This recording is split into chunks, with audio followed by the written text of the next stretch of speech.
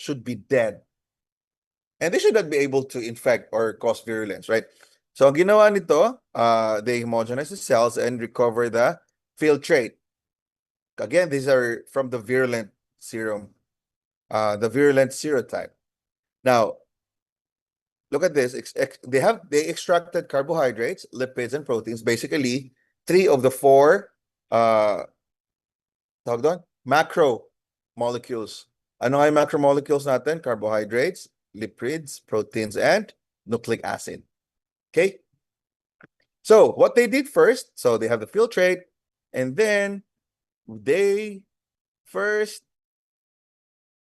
they have okay, ito muna. Now, pinaghalo nila itong a virulent with the virulent in this culture. And ang nakita nila, 3S contains active factor. Ibig sabihin, virulent, andun pa rin, gumagana pa rin. Okay? So this is basically the whole soup. Lahat ng extract in one combination still causes virulence. Now, treat with protease, meaning kill all the protein lang. Carbohydrates, buhay pa. Lipids, buhay pa. Nucleic acids, buhay pa. They by isolation kasi to. So they kill with the protease, and then combined with the 2R cells, which is virulent. And they saw that after transformation, meaning papasok mo ulit yung trait na yon sa isang cell, na-convert ba yung virulent or na-convert ba itong virulent to becoming virulent? Answer is factor is not present. Conclusion, active factor is not protein kasi virulent pa rin siya. No? So kahit pinapatayin mo yon, hindi namatay yung trait, andun pa rin. So, the active factor is not protein. Okay, ito lahat nandyan kasi the whole soup, sabaw. Now, the sample na tinanggalan ng protein, same sample, tinanggalan din ng nucleic acid, in this case, specific for ribonuclease. So, is it an RNA question? So, they transform, still active form, after transformation, they concluded the RNA is not the factor that causes virulence. Okay? Sa dulo, ngayon, tinanggal naman nila yung sa DNA. So they put an enzyme that catalyzes or decays or catabolizes DNAs, the deoxyribonuclease, and no transformation occurs. Ibig sabihin, yung virulent more retained as a virulent. So this point, nakita nila na, it must be the DNA pala talaga. Not the RNA, not the protein. Lipids and carbohydrates was not part of the option set. So they went directly to protein and RNA and the DNA. So yung candidate for the transforming principle. So yun, dun nila na, but of course, this is an oversimplified version of how they came up with it. Pero yung sequence na to, must have been combined many times over yung combination, sinong sa sequence ang unahin. And this is the best way to show it na, it's the DNA, yung kanyang transforming principle. It's very easy to understand, right? Just kill, by isolation, tanggalin mo lang dahan-dahan pa isa-isa and then check if the trait's still present there after transforming. Clear? Is that clear, class? We can proceed? Okay. So, yan, tandaan natin itong very famous study ng ating mga scientists before us. So, we're familiar with this. It was James Watson and Craig that mentioned about how the DNA is arranged. And actually, part kasi, not just the chemistry behind it, but the shape of the DNA also plays a big role now when it comes to replication, duplication, mutation, and how it behaves inside the cell. So, sobrang laki ang contribution talaga sa pag-launch ng shape ng double helix. Hindi siya yung simpleng, okay, so nalaman mong double helix siya. Shape lang naman yan eh. Hindi siya kasi ganon. No? Pati yung organization niya, how the phosphate and the sugar is connected to each other, and how the sugar is connected to the nitrogen, and how nitrogen is connected to the other nitrogen na opposite pair niya. Ang daming na-discover along the way.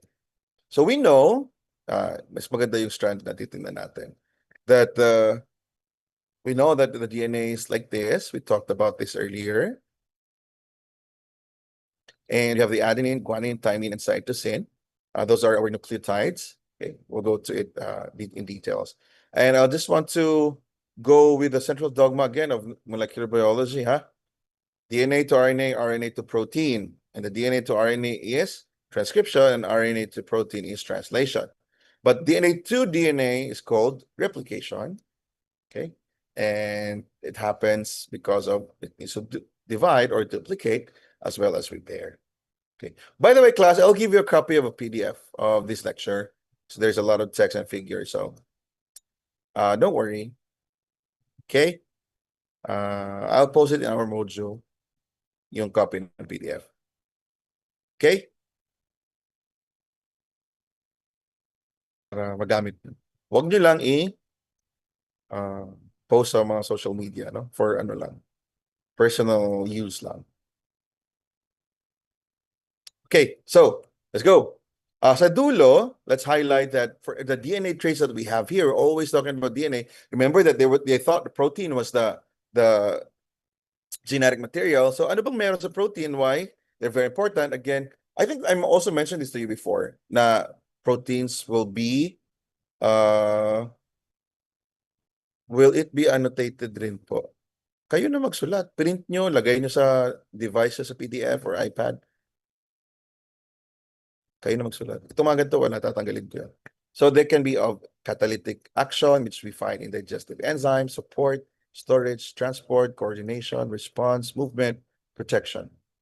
So, familiar kayo sa table? I think na-mention ko sa inyo before. I did, right?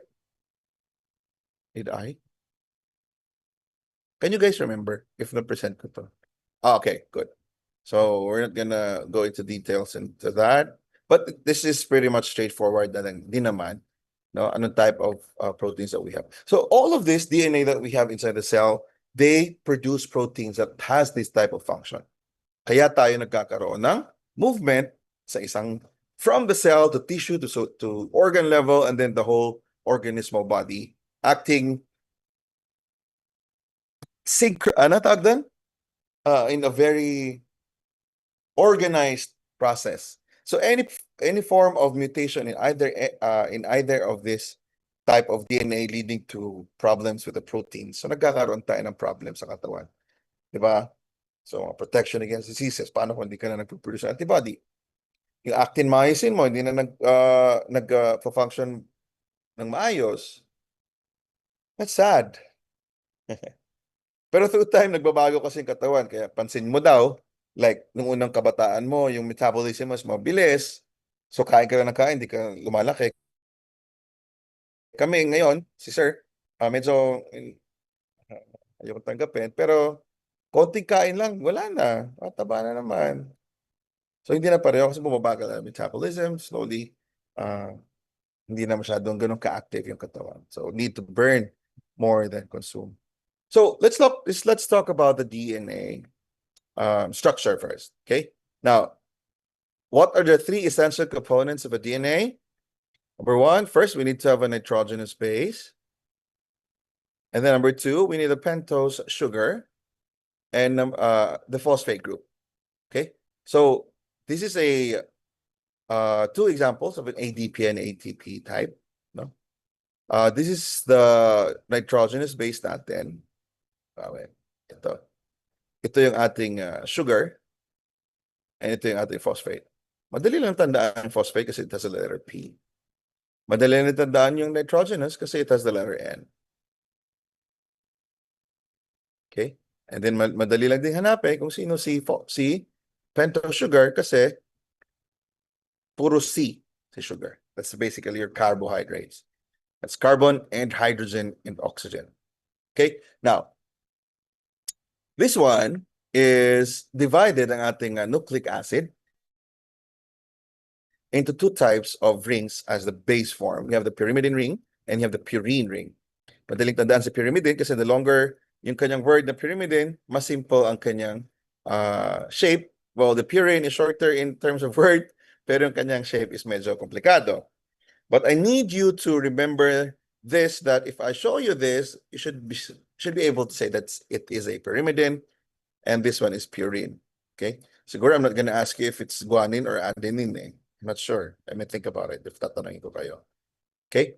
And you have two types of sugar. We have for the RNA and for the DNA. So the ribose is almost the same with that of the sugar in the DNA. It's just that they differ on this hydroxyl group. No? At carbon number 2. So if you noticed here, class, dito mo tayo sa sugar, yung carbon natin is numbered C1, 2, 3, 4, 5. Same here, 1, 2, 3, 4, 5. Okay? So dito naman sa ating pyrimidine, nagsa-start in counting sa N sa baba, going to its closest double bond to the right, C. Okay? Ito namang si 1 natin dito goes starts with the N and then dun sa closest without double bond to the 2. So merong mga policies na chemistry or guidelines on how to number them. Hindi ko maalala, I didn't bother looking at that again. But anyway, I need you to understand kasi yung numbers na to will let you know kung saan yung isang functional group naka-attach. Very important yun, ha? For example, itong 5' na C dito and then yung 3' na C dito. Diyan kasi magmamatter ngayon yung bakit natin tinitingnan yung DNA in a 5' to 3' direction. So that is important in terms of the naming. Okay, so there are two words actually that lagi namin mention when we talk about DNA is that there's a nucleoside and there's a nucleotide. So nucleosides basically just composed of phosphate group, sugar, and nitrogenous base. But when we say nucleotide, there should be a phosphate, a sugar, and a nitrogen group. Okay? So a uridine is a nucleoside, while a deoxyadenilic acid is a nucleotide because it has the three components: phosphate, sugar, and nitrogenous base. Here's another example.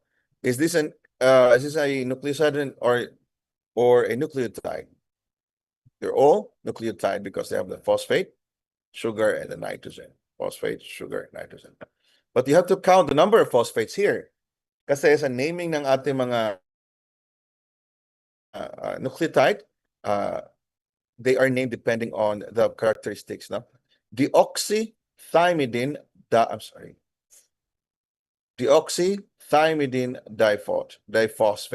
So diphosphate, thymidine it's a thymine, but it doesn't have a hydroxyl group here, so it's a deoxy. I don't know, but gumagalaw siya bigla. Okay. And the one on the right is very popular, adenosine triphosphate, or your ATP. Okay, so remember the difference between a nucleoside and a nucleotide. Now, how are the DNA connected to each other? Again, ang na-mention ko kanina, this is carbon 1, 2, 3, 4, 5. So we read the carbon is because of the phosphate group. No? Ang tawag natin doon sa sinabi mo kanina, Mariela, is the phosphodiester bond, no? Connecting this sugar to this sugar, of course, along with its nitrogenous base here. So si phosphate ngayon yung serve as a link between the sugar. But we call this a sugar phosphate backbone. So sugar phosphate backbone yan. And they're connected at this end from the 3' end of the sugar. Okay? And on the 5' end naman of the next sugar na nilalagay. So when you read them, it's 5, 3, and then 5, 3. Okay, so ganun lang yung sequence. So you might see this in this orientation, 5, 3, phosphate, and then yung kasama niyang nitrogen space there, then 5, 3, 5, 3. And then yung end will be your hydroxyl. Ito yun, yung end na yan. Yung isang starting end is a phosphate group. Yan. And hydroxyl. Yeah. Okay, that's why we always read them at the 5' to 3' direction. Yun. So this is two guys that made this famous, no? Ang ating DNA double helix.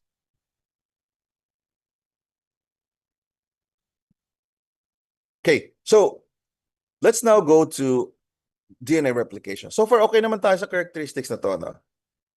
I think it's pretty straightforward. Support nyo na lang lagi sa pagbabasa yung ating mga information, but we can go directly to the next topic.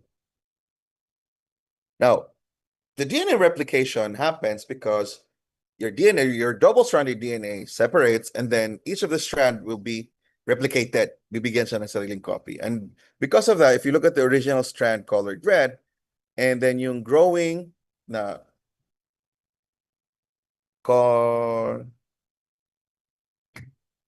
ano nga yun? Letter C? Di mo lumalabas. Complement. Okay. Complement DNA sequence will be added, no? So this will become as a template, and the new DNA strand, the younger ones, are the blue ones. And they call it the semi-conservative kasi part of this is old and the other one is new. So they call it a semi-conservative type of replication. Now, in the difference between prokaryote and eukaryote is that, of course, in prokaryote, the DNA happens in the cell itself.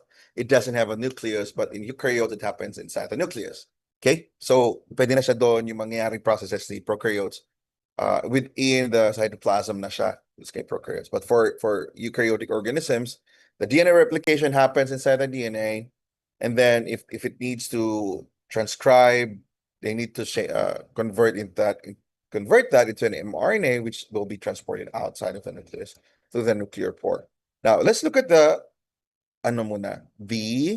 bacterial type. No? So, ang bacteria, circular yung DNA niya sa loob ng cell, while the DNA of a eukaryotic is linear. Okay. So, ibig sabihin, kung circular ang iyong DNA, question be, saan ka magsa-start? Parang medyo mas madali kasi siyang isipin. Like for example, if this is linear, then you start here. Hanggang n, edi duplicate mo yan. But for bacteria, it's circle. Saan ka magsa-start dito or dito or dito? So there's a question for that in terms of bacteria. Name, John Cairns.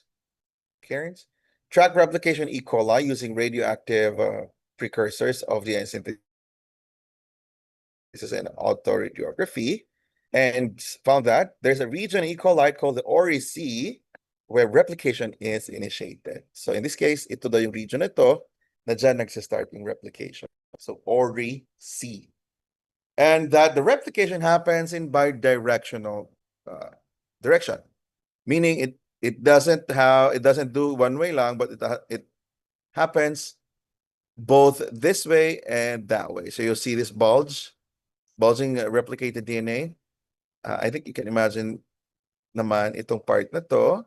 So bidirectional, so sabay, no? Opposite ends.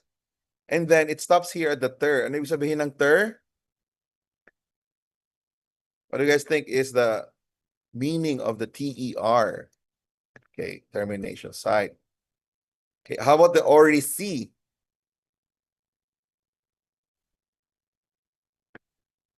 Origin of, you have to be more specific. It's origin of replication. Yan, masanay na kayong sabihin yun. Let's use origin of replication para familiar tayo lagi sa term. Okay. So these forks eventually merge as the semi-conservative replication of the entire chromosome is completed at the termination region called it the ter. So at the end, so hindi mo kailangan maghintay sa isang side, no? Tapos mapuputo lang din. So it's a bidirectional. Now you have two DNA that's replicated, but again, it's a semi-conservative. So if you look at the color here, it's red. Dito is blue and red combination. Same thing here, it's blue and red. So semi-conservative pa lang siya. Now, so how does a DNA is added? So DNA synthesis in bacteria involves 5 polymerases as well as other enzymes. So how did they come up with this different, kung 5 ang polymerase, ano yung mga silbi ng mga to? So basically class, ganito yung template mo. For example, red, you have the growing strand here, and you'll just simply have to add a DNTP. DNTP is for a general term for, it can be an adenine, thymine, cytosine, guanine. Okay, so that's a DNTP. And it keeps adding here, and you need the magnesium 2 plus as a cofactor for the polymerase, no, for it to work. And every time there you add a DNTP here, you release inorganic pyrophosphate. Kasi from ADP, from ATP, you're producing ADP. So in 1957, Arthur Kornberg isolated an enzyme, E. coli, was stable enough to direct the DNA synthesis in a cell-free in vitro system. When we say cell-free, walang bacteriang involved, class. Walang living thing. Pero bakit kaya niyang mag-amplify ng DNA? Because it's an enzyme. An enzyme is a functional form of protein. That's why our PCR work. Imagine in your class, yung idea na the molecular biology of converting DNA to RNA and mRNA to protein is done in a living thing, right? It should be done in a living thing. Pero you can mimic that by getting that enzyme that works on that type of reaction and then give him its proper media and then the temperature. And then you have a simulated version of that living organism in amplifying your DNA. And they call that the DNA polymerase 1. That you can do that. So there are two major requirements for in vitro DNA synthesis under the direction of the DNA polymerase 1. Itong DNTPs na mentioned natin kanina. And of course, you need to have your template DNA. So ang nagda-drive down ito, class, is DNA polymerase 1. And again, there are 5 polymerases in bacteria. Yeah. So paano nag-add itong DNA polymerase 1? Or ano naman yung characteristics ng iba? So nakita nila dito, there are actually 3 major bacterial DNA polymerase. I don't think we need to discuss the other ones, but 3 ang importante. DNA polymerase 1, 2, and 3. Okay? Now, itong nasa ating table are the types of processes that they can do. Okay? And the characteristics of the presence of this polymerases inside the cell and what does it do? And tinignan din yung output or outcomes. So, when we say initiation of chain synthesis, meaning can they initiate synthesizing DNA out of nowhere? Like, oh, I'm gonna make a DNA just because I have the DNTP, I have this, blah, blah, blah. I'm gonna make a whole new DNA. Answer is, all of them, they cannot do that. Because that de novo, yung DE, yung term sa new means, de novo means I think it's new. De novo synthesis means can they make new novo class novo? Can they make new DNA sequence or DNA strand out of nowhere? Suddenly, no, they can't do that. What else? Well, how about can they polymerize? Can they extend a DNA? You have already a DNA. Can they make this longer? In a 5 to 3 prime direction, from left to right, 5 prime, 3 prime. Question is, can they make this longer? They said, yes, both of them. 3 of them can do plus. Oh, okay. So polymerase 1, 2, 3 ito ha. Then the next question is, can they or do they have an exonuclease activity? So meaning, can they remove each nucleotide na nilagay na nila in this direction naman? From 3 prime to 5 prime. All of them can do. Yeah. Wait lang, may chat. Okay. And then the next question is, can they perform exonuclease activity from 5 prime to 3 prime? So, ibig sabihin, kung meron ka ng nucleotide, pwede mo ba lang tanggalin? Only one is capable of doing that. So, that's the DNA polymerase 1. 2 and 3, they can't do. Another question is, sino yung pinakamarami sa kanila? And it was DNA polymerase 1 compared to 2 and 3. Okay? So, one of the very important part na ito yung nakita nila is that DNA polymerase 1 might have a very, very big role in DNA polymerization compared sa 2 and 3 kasi in terms of number, sila pinakamarami. And although repeating yung kanilang function, si DNA polymerase 1 ang may 5 prime to 3 prime exonuclease activity, meaning pwede niyang tanggalin yung naunang DNA here. Wait lang. in any case, ito yung 5, pwede niya tanggalin to, pwede niya palitan. Or pwede siyang mag-cut somewhere. But a direction is 5' to 3', from left to right. Enzymes can also do that 3 to 5. All of them can do. Diba? Meron silang exonuclease. Ang difference ng exonuclease activity class is that it'll start from the edge. Here, they'll start munching on this side. Endonuclease means they can cut in the middle. So if your enzyme is exonuclease lang, dito lang sila sa edge magsa-start. No? But if you're endonuclease, they can start in the middle. So endo. So take note of this property of the DNA polymerase 1 in contrast to the other properties of the other two polymerases.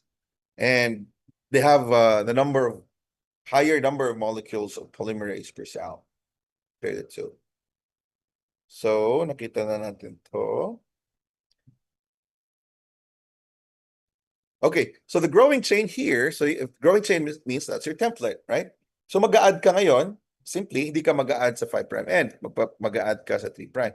You simply have to look at this hydroxyl group and the phosphate group of the nucleotide na i-add mo. Remember that nucleotide contains a phosphate group. So meaning, pag ito, end na to, no, it will just remove 2 phosphate groups. So meron kang attachment, no, from the hydroxyl group and this 1 phosphate group attaching on this end. And then this is your byproduct, the 2 pyrophosphates. Okay, so dyan lagi. And then, ito ulit, mag-a-accept na naman tong part na to ng another round of nucleotide. Yung book na anong book nga ito? They keep saying this nucleoside, which is in contrast to the definition they mentioned. Kaya naman medyo napikon ako dito sa book na to. Ang by definition kasi na nilang na nucleoside is without phosphate group, right? But they keep calling them nucleoside. Kahit may phosphate group naman. So just ignore, just call this a nucleotide triphosphate precursor. Okay. Now, ang pag-grow ngayon ng DNA, since this is linear, you have a DNA, magre-replicate yan, of course, they need to be separated, right? So they have to be like this, okay ba? And then mag-add ng bagong strands sa loob para to amplify them. Okay? So separate and then add. Na-mention kanina na-mention ni Alfonso, no? They need a primer. Ibig sabihin, what does a primer need?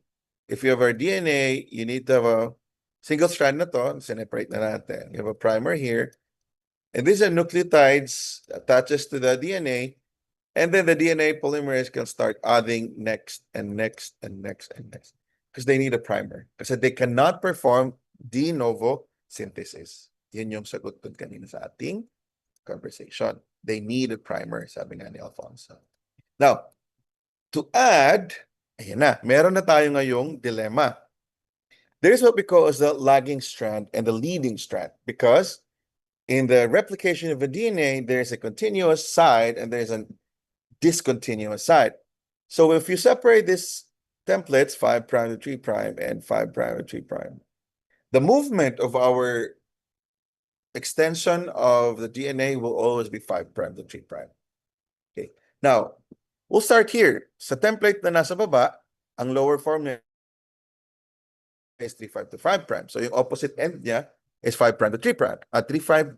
3 to 5 ang template, 5 to 3 yung start. So ibig sabihin, kung ito yung primary side mo, then wala kang problema kasi the movement is 5' to 3'. So just simply go there every time while the DNA is opening. The problem though, on the other strand, there is what we call the lagging strand.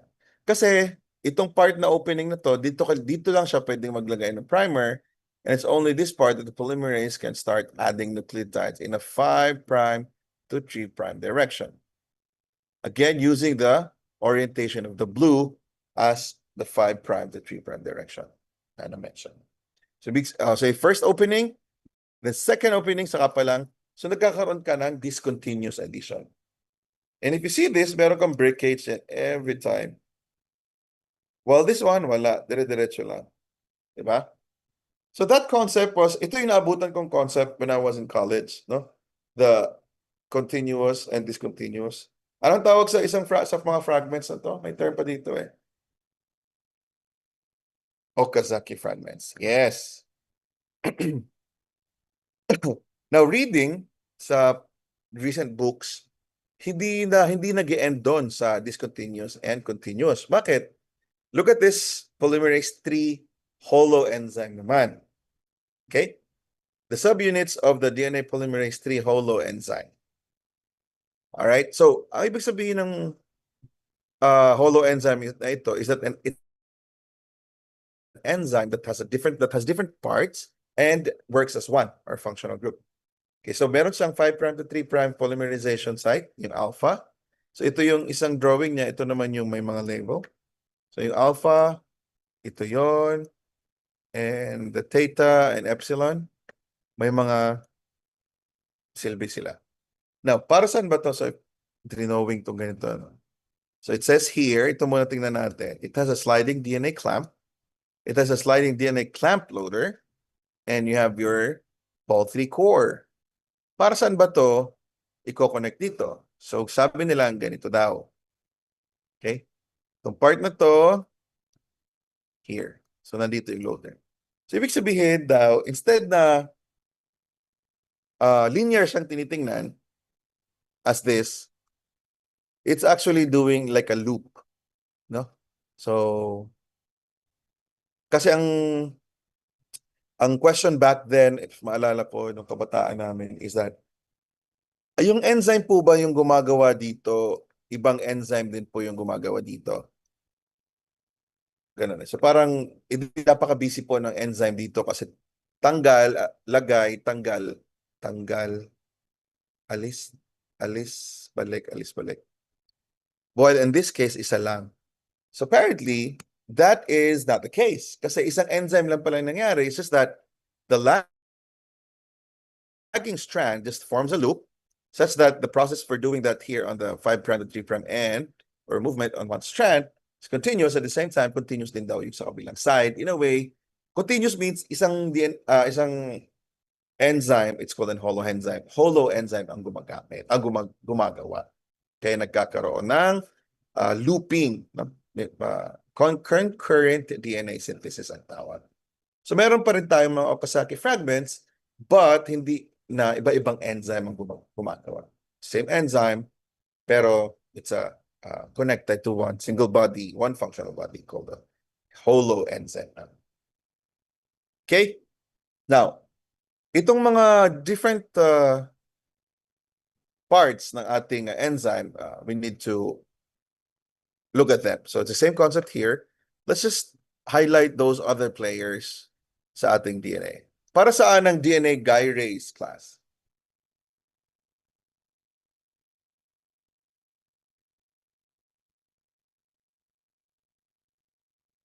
So, tama, no? Remember, first, di ba, pag meron tayong yung coil na PC, tawag doon? PC sa Bisaya man yan. Anong tawag natin doon? Class? Sa Tagalog? Relief supercos. You guys are correct. So, the more you open yung ba't saan ang PC ba? Tabang, be? Can you guys? Can you guys help me? Ano ang PC sa Tagalog? Rope. Rope. Rope is English. Lubid. Lubid. Yeah, lubid. Yeah, lubid. If you open the end part na nahihilain mo nagiging tight, no? Same case with the DNA because its physical structure is basically ganun siya. So the more you open it, nagiging tight yung sa baba. And the DNA gyrase does that job. Anong ginagawa ni DNA gyrase in terms of reducing the stress? Anong type of processing ginagawa na class? Paano nyo nare-relieve yung tension na sinasabi nyo?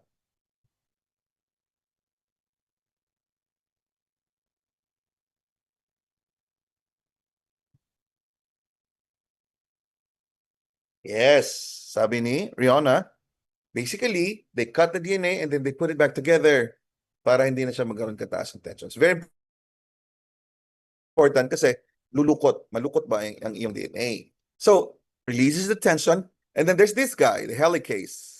Heli, and then enzyme. What does it do? Helicase. Okay, helicase keeps it open. The one that unwinds the DNA basically. So they have the individual work. So say helicase that go open, and you also have this single strand binding proteins naman, which serves as a protective structure, no? Sa ating DNA. Class, always imagine that a DNA in our body is double-stranded. If they're double-stranded, they're safe, they're stable, and they cannot easily be, decomposed. But if the DNA is single-stranded, it means it's now open for attack ng many types of nucleases. Remember that inside the DNA, you have deoxynucleases din na pwedeng ma-activate or floating around.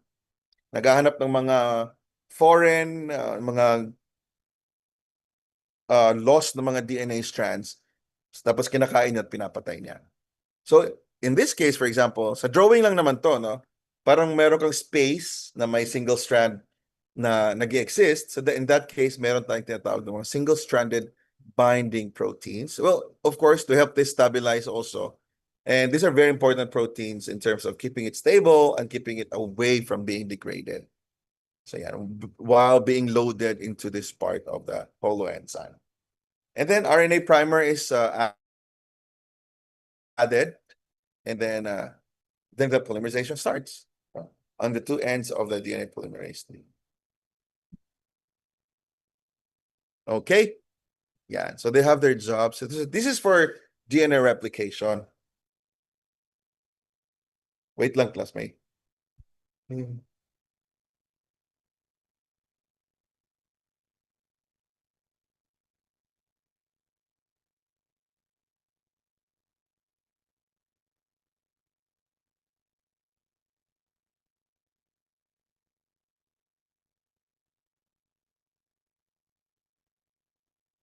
Classmate lang po. Importante lang.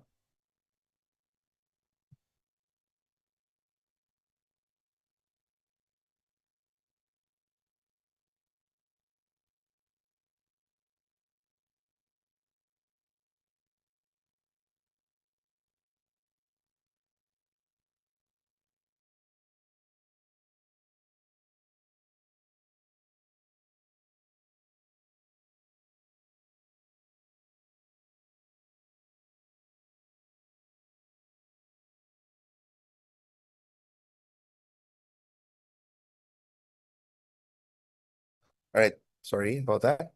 So yun yung magiging uh, buhay, no, ng ating DNA in terms of DNA replication. Okay, now question, class. Ito. Yeah, anyway, tandaan nyo tong ano. I need you to remember this part ha, kung saan siya dito and ano yung job niya. Okay? Itong mga components. Okay? So nandito naman yung ang kanyang mga functions and groupings. Again, I'll give you a copy of this and then I need you to annotate them and do whatever you want. Basta sa personal consumption nila. Okay.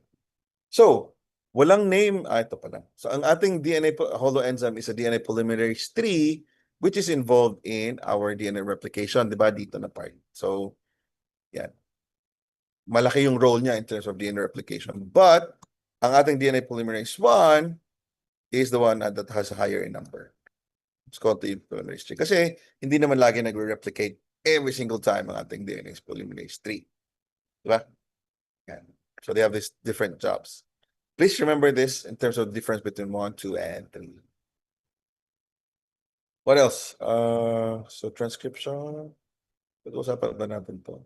Let's do this next meeting kasi medyo mahaba yung transcription. So I think we're good with with translation. We're good with replication for now. So, today we discussed about the properties of the DNA, how the DNA double helix is arranged, how the orientation of or the how these molecules appear as a pyrimidine and purine, and as well as our sugars, the ribose and the two deoxyribose sugars natin, how they are connected to each other through the sugar phosphate backbone. And we know naman dito, di ba, sa nucleotides natin, dalawa lang to. Ito yung tatlo.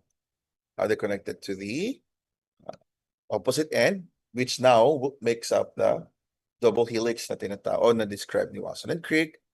And then we discussed with the DNA replication.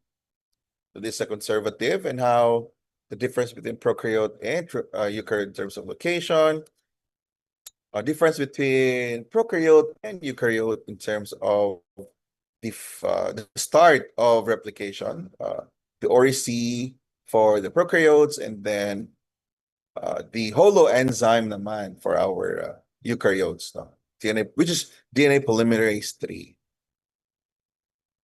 You have the leading and the lagging strand, some enzymes that are important, like the DNA gyrase and helicase. By the way, DNA gyrase in a more general term is under the family of topoisomerase. Topoisomerase. These are the type of enzymes that relieves tensions. Topoisomerase. Not really by tension pala. I think topoisomerase is more on, they're the ones capable of cutting or nicking and binding them again in one flow. So topoisomerases can do that in general. So under ng example ng topoisomerase is a DNA gyrase. Sliding clamp, leading strand, lagging strand, RNA primer, your Okazaki fragments, and so on. So by this Friday, we're going to talk about transcription, and you can read ahead because I will again publish this exact copy sa ating module para mabilis sa ating discussion kasi napakaraming figures. Okay? So meaning I'll talk, you annotate, no? You can print on your paper, you can use a tablet. By the time, I think I shouldn't see people holding their cameras and pointing it in front of me because you already have a copy. So I will publish it now para makita nyo. Let me know if you have questions, class, while I'm fixing your copy. Wala pa nga alis, di pa tayo to check. Meron na ba akong nilagay? Meron na ba? I think meron na akong nilagay. Wala pa ba?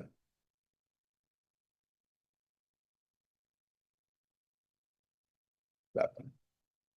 So this will be under module number 5. It's file. It's great file. Intergen 0405 data structure. Sequence organization. Right.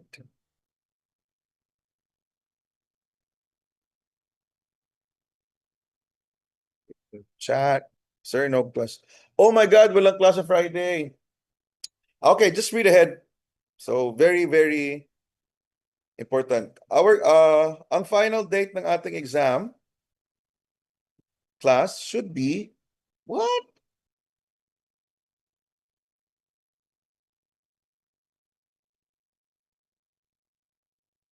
Kaya ba? Wait lang. It's uploading, no? Ang ating, check ko lang ang ating. Can you guys go to the pages ng inyong Canvas? Kasi we're supposed to have our exam on week number 5, right? Which is next week or this week. This week is our week number 5. So kaya natin binove kasi meron tayong. So ang coverage ng exam natin is about DNA structure analysis, and which we are going to do. Can we finish this?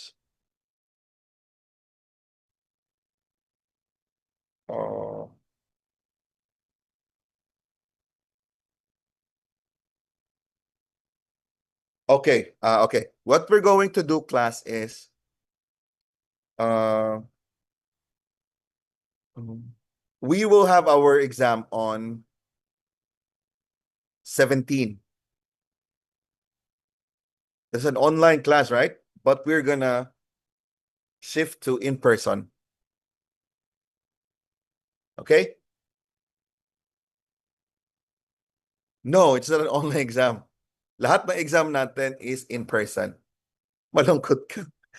Never tayo mag-exam ng online. Which means you guys have to come on Thursday kasi we're gonna convert our online class to in-person exam.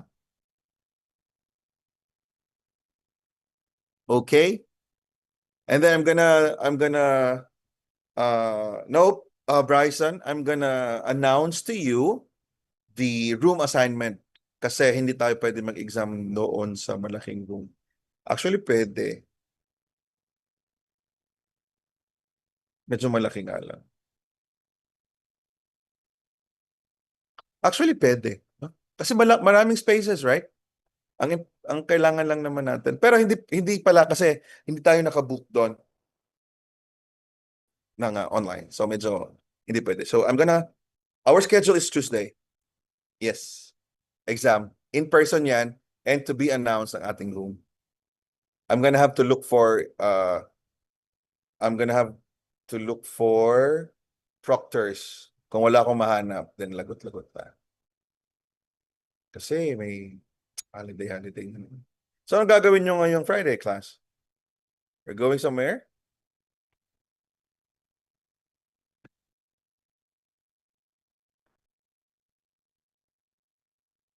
Sleep. Tama yun, Afik. Advanced study. That's good. So, wag nyo sayangin yung time. Okay, kailan ang exam natin? Oy, may meet her parents nangyayari. Well, uh, good luck to you. Mag say your name kasi naka-in-person pala ito. June 17, ha? Ano ang i-announce ko later to be announced? Ang room. Okay. And for the topic, it's there in our syllabus, or you go to the pages side of your canvas, and you can see there the topics. Now, what you guys need to do is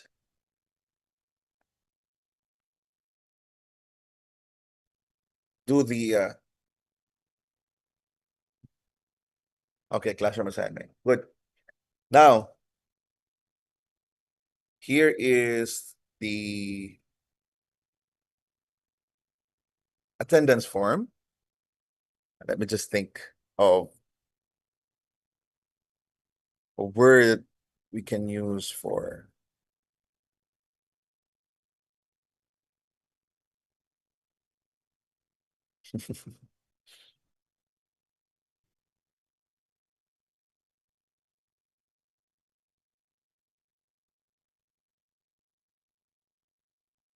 okay. Sige. The Google form is here. Trisha, same. Yung 20th will still be in person. Isang araw lang yung gagalawin natin. Here's the Google form. And the word for the day will be DNA polymerase 3 holoenzyme. Kasi that's a very important enzyme. So DNA polymerase 3 holoenzyme. You should do it fast. Do it now.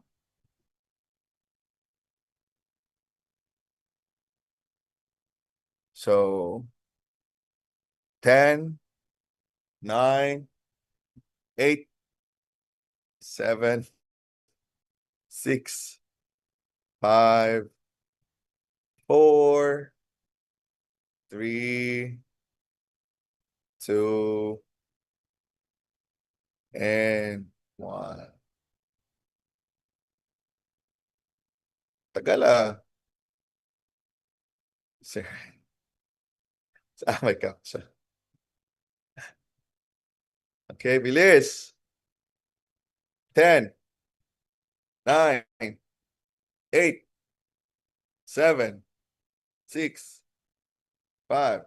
Ganon dapat. Before mag-start, mag-login na kayo sa mga Google ano nyo, accounts para makita agad na account niyo ng Google yung naka-register kasi mag-check si sir ng attendance. Okay, tapos na? So, in that, sir.